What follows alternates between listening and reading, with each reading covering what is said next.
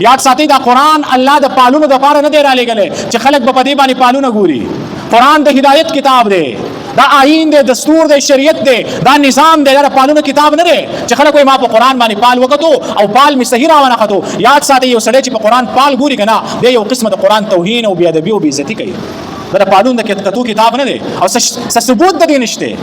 او بعضی کمپنیانو والا د قران په اخر کې پالنامې هم لګولې دي خلک پاغه او چې د موبایل د گیم د پاره شنو بچي 15000 روپۍ ورکړي. نو یاد ساتئ چې کم خلک د الله په دین نه لګي دا خلکو مال الله د شیطان په اروا باندې الوزي. وسنی په دې چاند کې په دې چاند کې دې سړي یو سړي د خپل زوی په واده په خرچا واده ټول خرچه نه صرف د شادي حال هغه 1 کروڑ روپۍ ورکړي وي. هغه سړي په چاند کې مال 15000 روپۍ راکړي. وستا سوای چې مونږ کوم طرف روان یو؟ زمونږ عقل چرته تللی دی؟ زمونږ هغه غیرت پښتو ایمان د الله په نوم ورکړه هغه چرته لاړه چې په امتحان الله په صحابه باندې کړي. دا صحابه په دغه امتحانونو کې داسې کامیاب شي دي چې په دې کامیابی کې د صحابو سره هیڅ برابر نشته. لکه بنی اسرائیل الله په امتحان وکړو چې تاسو به د هفتې په ورځ باندې میان نه نیسئ. د قدرت خبره د هفتې په ورځ باندې به دومره میانو چا چې به سمندر ته لاس د اوبو دپاره ښکته کړو لاس به یې راوچت کړو د اوبو سره به مهې هم راوچتېدو. هغې بني اسرائیلو ډېر صبر نه کړو،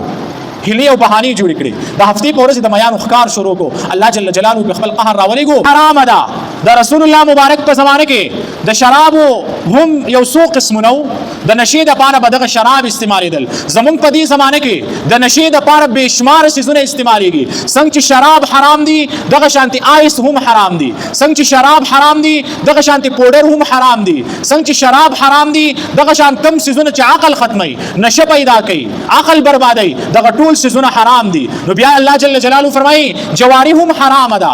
سوره مائده آیت نمبر 94 جی 94 نمبر آیت ته.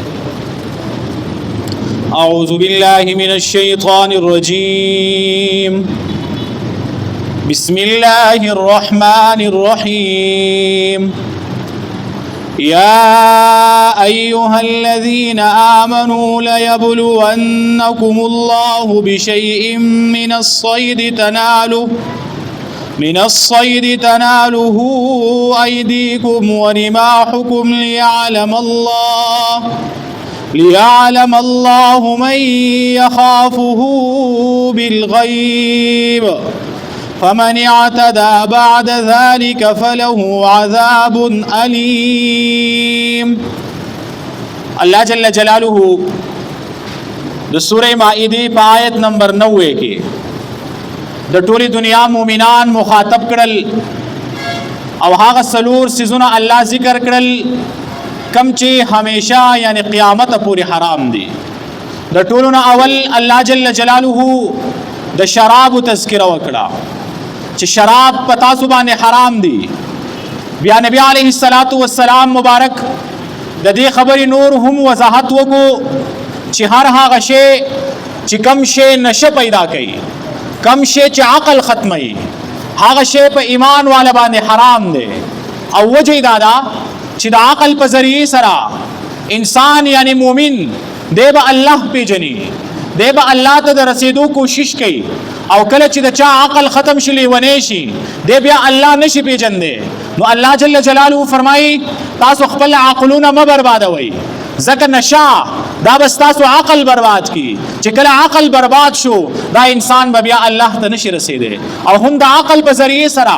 یو انسان په خپل خزا په خپل خور او په خپل مور کې تمیز کولی شي په ښه او بد کې تمیز کولی شي. چې کله عقل یي دا انسان به د منځ اهتمام کوي دی به د ذکر اهتمام کوي. الله فرمایي شراب حرام دي ځکه دا ستاسو عقلونه بربادوي.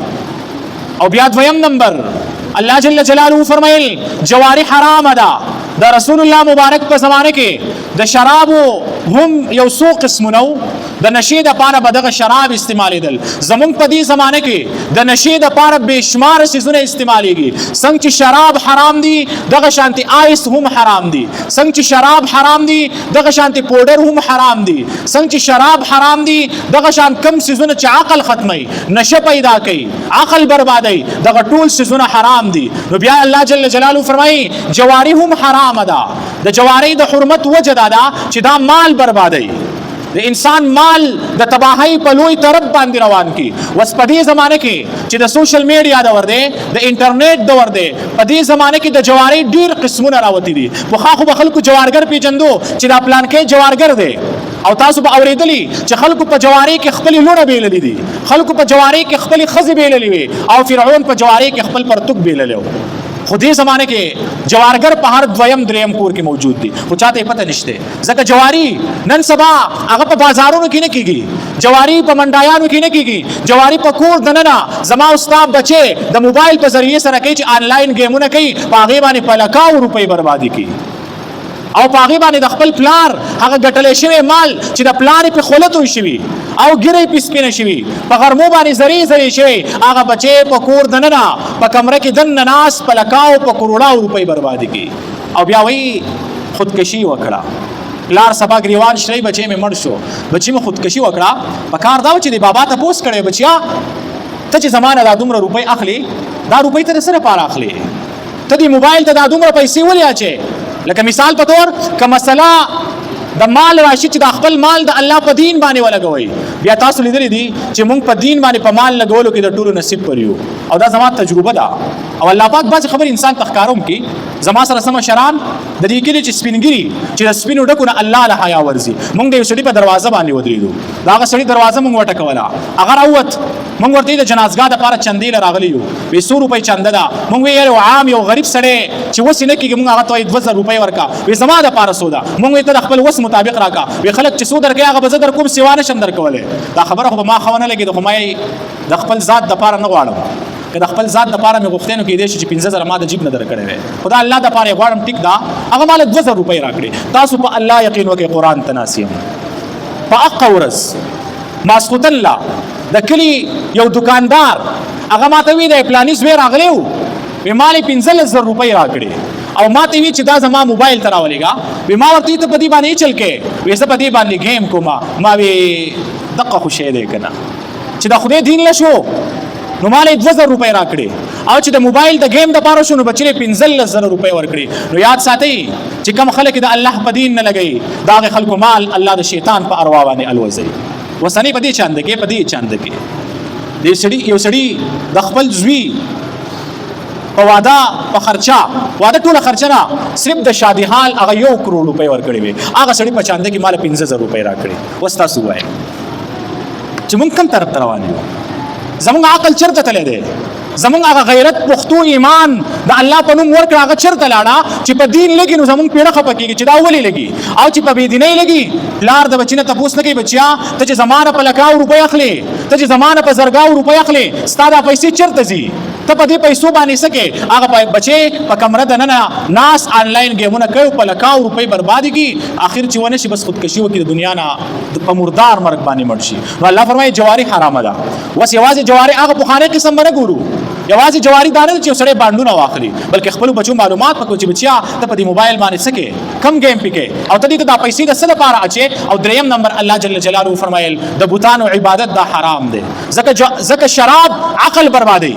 جواری مال بربادوي، د بوتانو او د الله نه ما سوا د نورو څیزونو عبادت دا انسان ذلیله کوي. لکه دا ونه الله زما د خدمت دپاره پیدا کړي، دا اسمانونه الله زما د خدمت دپاره پیدا کړي، دا ستوري او سپوږمۍ دا انور الله زما د خدمت دپاره پیدا کړي، او زرا پاسم نور ته سجده کوم دا خو ما ځان ذلیله کو، او زرا پاسم ستوري ته سجده کوم دا خو ما ځان ذلیله کو. نو الله فرمایي چې مدي عقل بربادوا،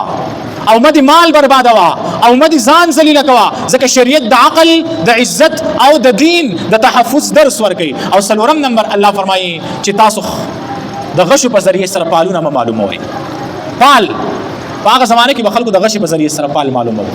یا داسې به وه چې مثال په طور یو سړی به سفر لتلو، د کور نه به راووت، د کور مخې ته به یې ونه وه، یو کمر به یې راواغست، هغې ونې له به یې راواچو چې مرغۍ به ګس طرف ته والوته، واپس به شوې، سفر نشم کولی. وی ولې؟ وی یاره پال مې ښه راونښت، مرغۍ ګس طرف ته لاړه، او که مرغۍ به ښي طرف ته لاړه وی بس پال مې ښه راوتی، دا کار کومه. نبي علیه السلام مبارک فرمایي کم سړی چې په یو کاهن پسې لاړ، په یو نجومي پسې لاړ، او دور ته وی چې مال پال وګوره تا خپل لاس ورته ور مخامخ کو نبی علیه السلام مبارک فرمایي د دې سړي سلويخ شپې عبادت نه قبليږي سلويخ شپې منځونه نه قبليږي نبی علیه السلام مبارک فرمایي یو سړی په پالګری پسې لاړ چې مال پال وګوره هغه ورله پال وکتو دی مسلمان داغه په خبرو باندې یقین وکړو نبی علیه السلام مبارک فرمایي دې سړي د هغه سنه کفر وکړو کم څه چې ما راوړي یعنی د نبی علیه السلام د دین نه انکار وکړو د قرآن او د شریعت نه انکار وکړو ځکه رب العالمین فیصله اورولې ده چې د غیب علم الله وایي صرف ما ته دی زمانه ما سوا هیڅ چاته د غیب علم نشته او خلک زی په پالګرو پسې وای موږ له پالو ګوره دا خدای غر کړي خو د ټول ناول ځان له پالو ګوري ټول عمر د ناس ته د خلکو لاسونه ګوري خپل قسمت ونه کتو چې تر څو پورې بس د خلکو د لاسونه ګورم او زما قسمت ما ته سوي او تاسو به خیال کړئ بعض خلک په توتیانو باندې غپال لواسي اپالګری دا زموږ په پاکستان کې بنگلاديش کې هندستان کې دا خلک ډیر دي په درو باندې بناسي توتی وای ساتلې او یو څو خطونه یې خودي خلک په سلاړ شوی مال پالو ګوره چې دا سړی دوه تکړه دی د چې دونه قابل دی ځان لولي پال نه ګوري چې تر څو پورې با په دې درو باندې بیلمازو خلکو بشانتي ناسي نو یاد ساتئ دا خبرې بالکل د قران او د شریعت نه خلاف دي او وس پکې نوري طریقې راوته وس پکې خلک په قران باندې پال ګوري پس باندې پال ګوري په قران باندې او موږ د په قران باندې پال ګورو یاد ساتئ دا قران الله د پالونو د پاره نه دی را لګلې چې خلک په دې باندې پالونه ګوري قران د هدایت کتاب دی دا آئین دی دستور دی شریعت دی دا نظام دی دا پالونو کتاب نه دی چې خلک وایي ما په قران باندې پال وکړو او پال می صحیح راونه خطو یاد ساتئ یو سړی چې په قران پال ګوري کنه د یو قسمه د قران توهین او بی ادبی او بی عزتی کوي دا پالون د کتاب نه دی او ثبوت د دې نشته او بعضی کپنیانو والا د قران په اخر کې پالنامې هم لګولې دي خلک په هغه باندې ځان له پالونه ګوري نو دا پال قتل دا د غیب علم معلومولي او اسلام شریعت نبی علیه السلام د دې خبرونه منع کړی دا ځکه رسول الله مبارک فرمایي کم سړی چې په دغه پالګرو باندې یقین کوي کم سړی چې پالونه ګوري نبی علیه السلام مبارک فرمایي د اسلام نه بالکل بری دی د اسلام سره د سره تعلق نشته موږ په تقدیر باندې ایمان راوړی دی په تقدیر د خیر او د شر باندې وس موږ ته ضرورت ته چې موږ په خلکو پسې پالونه ګورو او دغه پالګری دا ټول دروغ وایي د یو ځای نه خبره او د بل ځای نه خبره او خلک په یقین وکي نو نبی علیه السلام مبارک ته چې الله وحی راولېږله چې تاسو پالونه به معلوموئ ولې ځکه دا پال معلومول علم بربادوي دا د الله نه یقین کټ کوي او دا جهالت پیدا کوي نو دا سلور سيزونه داسې دي چې دا سلور سيزونه الله همیشه د پاره حرام کړی دي وس دی آیت کریمه کې آیت نمبر 94 کې الله جل جلاله د هغه سيزونو تذکره ودی نه اخوا کوي کم سيزونه چې وختي تور باندې حرام دي او دا وختي تور الله د دې لپاره حرام کړی الله پاک امتحان غسل غواړي لکه الله جل جلاله فرمایي اے ایمان والو لا یبلونکم الله فرمایي زه پتا سو باندې امتحان کوم زمون مسلمانانو دا ژوند دا ټول امتحان دی دا مونږ چې الله په مونږ فرض کړی دا امتحان دی دا زکات چې الله په مونږ فرض کړی دا امتحان دی دا حج او دا روزي دا چې الله په مونږ فرض کړی دا امتحان دی دا ټول احکامات په تور د امتحان الله فرض کړي الله ګوري چې زما د بندگان زما د منشا زما د حکم مطابق ژوند تیری که زما د منشا او زما د حکم نه خلاف ژوند تیری لکه صحابه د مکی مکرمه اوسیدونکو د مدینه منوره اوسیدونکو دوی د ښکار ډیر شوقیانو ښکار به کوي ښکار د دوی معیشت مو او ښکار د دوی شوق مو په ښکار پسې به دا په میاشتو دوی ګرځیدل الله جل جلاله وحی راولېږله چې کله تاسو احرام وتړئ د احرام په حالت کې پتا سو باندې ښکار حرام دی او قدرت چې کم شی الله حرام کی امتحان راشي نو هغه شی سیواو مشي لکه د حدیبیه په مقام باندې چې ښکار د صحابه خیمو ته بدن نه راتلو او ښکار به صحابه لاسونو ته راورسید ښکار به صحابه نيزو ته راورسید خو الله امتحان کو چې دوی د ښکار کوي او کنه کوي خو صحابه سره د لوی ایمان خلکو د دنیا تاریخ او قرآن مجید او آسمانی کتابونه په دې خبره باندې گواهی ورکړي چې کم امتحان الله په صحابه باندې کړي دا صحابه په دغه امتحانونو کې داسې کامیاب شي دي چې په دې کامیابی کې د صحابه سره هیڅ برابر نشته لکه بنی اسرائیل الله په امتحان وکړو چې تاسو به د هفتې په ورځ باندې میان نه نیسئ د قدرت خبره د هفتې په ورځ باندې به دومره میانو چې به سمندر ته لاس د اوبو د پاره ښکته کو لاس به راوچت کړو د اوبو سره به مهې هم راوچتېدو هغه بنی اسرائیل ډېر صبر نه کو هلی او بهاني جوړ کړي د هفتې په ورځ د میانو ښکار شروع کو الله جل جلاله په خپل قهر راولېګو الله دا وینه شادوغان او خنزیران جوړ کړ او الله جل جلاله فرمایي موږ په تاسو باندې امتحان کو لکه زموږ دا ژوند ټول امتحان دی که یو سړی ته الله مال ورکړي داغه د پاره د مال سره شي امتحان دی او کنه دی الله ګوري چې د اعمال زما د مرزي په ځګونو کې لګي او کته اعمال زما د دشمنی په ځګونو کې لګي یو سړی ته الله مال نه دی ورکړ دا مال نه ورکول دا غریبي په د باندې امتحان دی یو سړی بیماری دا بیماری امتحان دی لکه ایوب علی السلام باندې بیماری امتحان یو سړی ته الله صحت ورکړي لکه فرعون دی چې په کلونو چرته داغه په سر باندې درد نو راغلی هغه صحت الله داغه د پاره امتحان وګرځو بس الله جل جلاله فرمای امتحان به خو په مونږ تاسو کې با په هر سړي باندې امتحان داغه د دینی حیثیت مطابق راځي ګوره څومره چې د چا د الله سره تعلق سیوای دومره په هغه باندې امتحانات ډیر راځي څومره یو سړی د الله نه لري دومره په هغه باندې امتحانات ناراضي لکه یو موقع باندې نبی عليه السلام مبارک فرمایل په یو سړي باندې چې بیماری را نشي دا سړی دی ویلېږي ځکه کې دې چې دا سړی د الله یاد نه وس موږ دی وګورو چې آیا په کوم خلکو بیماری نه راځي هغه خلک الله ته رجوع کوي او کنه کوي یا په کوم خلکو چې بیماری ده هغه په دې بیماری باندې صبر کوي او کنه کوي نو الله فرمایي تاسو دا ژوند دا ټول امتحان دی وس الله ولي امتحان کول غواړي الله فرمایي ليعلم الله من يخافه بالغيب الله وای دا امتحان د باندې څنګه کوم پتا سو کې هغه خلک جدا کوم چې کوم خلک په غیب باندې بغیر د لیدون الله وای زمانه یریږي کمال دانه دی مثال په تور یو انسان الله ویني او د الله د لیدونه بعد د الله نه ویریږي نو دا خبره د کمال خبره نه ده کدا ځکه زناور هم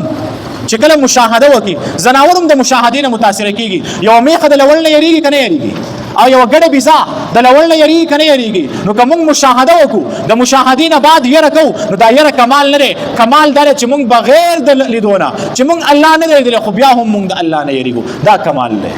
لکه مثال په تور موږ چې نن د ګنا نه بچ کیږو دا بولی بچ کیږو ځکه موږ د الله نه یریږو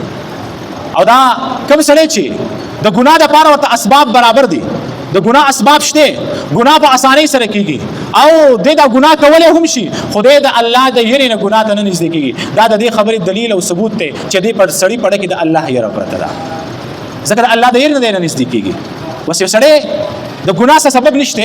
او د ګناه نه توبه واسي دا توبه سکار ور کوي لکه هغه یو شعر دی کنه وای توبه حاله د شراب چې شراب دلته پراته وي وس یو سړی ته شراب پراته دي او د شراب نه توبه واسي دا توبه ده یو سړی شراب نه دی دلی او د اسی توبه واسي دا څه توبه ده د ایمان پته خو باندې ولګي چې د ګناه زیته ورشي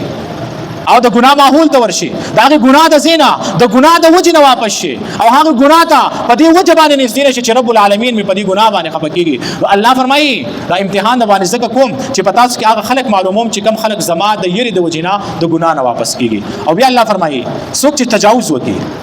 چې ګناه وکړه او زما د حدود څخه خیال ونه ساتو الله فرمایي دا غو د پاره می دردناک عذاب تیار کړي الله دې عمل کول توفیق راکړي وګورئ کېږي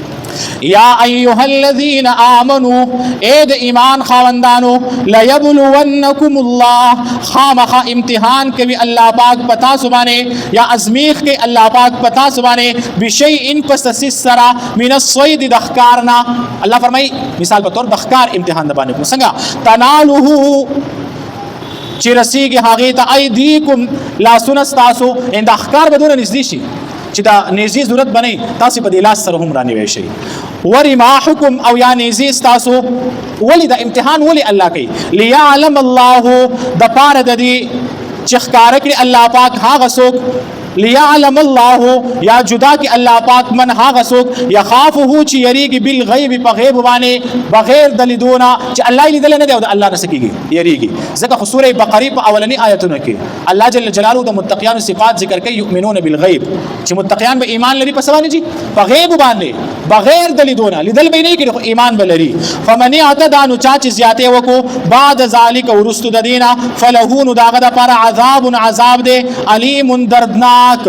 بیا تو کېږي یا ایها الذین آمنوا اے د ایمان خواندانو لا یبلونکم الله خامخ امتحان کې الله پاک پتا سبحانه بشیء پس سرا من الصید دخکارنا تنالوه چې رسیږي هغه ته ایدیکم لا سنستاسو ورماحکم او نزیستاسو ليعلم الله د پاره د چخکار کې الله پاک من هغه څوک يخافه چې یریږي د الله نبی الغیب په غیب باندې فمن اعتدى نو چا چې زیاته وکړو بعد ذلك ورستو د دینه فلهون داغه د پر عذاب دی علیم دردناک الله دې عمل کو توفیق راکړي